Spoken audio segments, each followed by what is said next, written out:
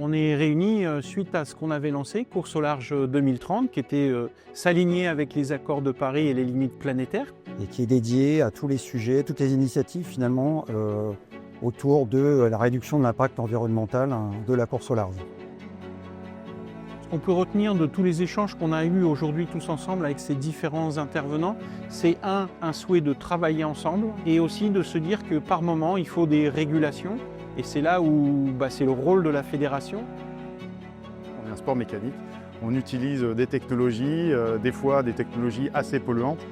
Et comment on fait collectivement aussi avec des organisateurs de courses pour faire un petit peu mieux chacun de notre côté et qu'on initie un mouvement positif dans ce sens-là. Ce qui me fait déjà plaisir, c'est qu'il y a une volonté commune de pouvoir arriver à faire quelque chose. Même nous, en tant que coureurs, voilà, on fait une compétition, on a des machines superbes, il y a peut-être un moment, voilà, il faut réfléchir un petit peu différemment.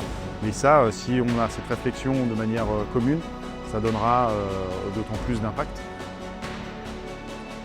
Beaucoup d'inspiration et beaucoup d'écho par rapport à des initiatives pilotées par mon ministère, par ma direction générale, qui ont aussi pour objectif de réduire l'impact environnemental, décarboner les pratiques liées à l'utilisation des océans et de la mer.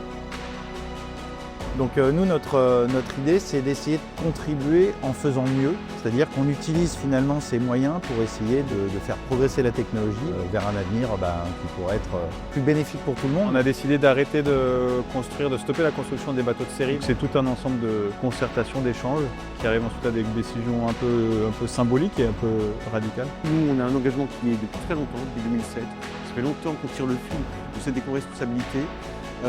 Mais je ne suis pas sûr qu'on ait déjà renoncé à quelque chose. Et donc peut-être que tous, il va falloir qu'on apprenne aussi sur des actions bien ciblées, mais à apprendre à renoncer à certaines choses pour faire progresser encore notre éco-responsabilité.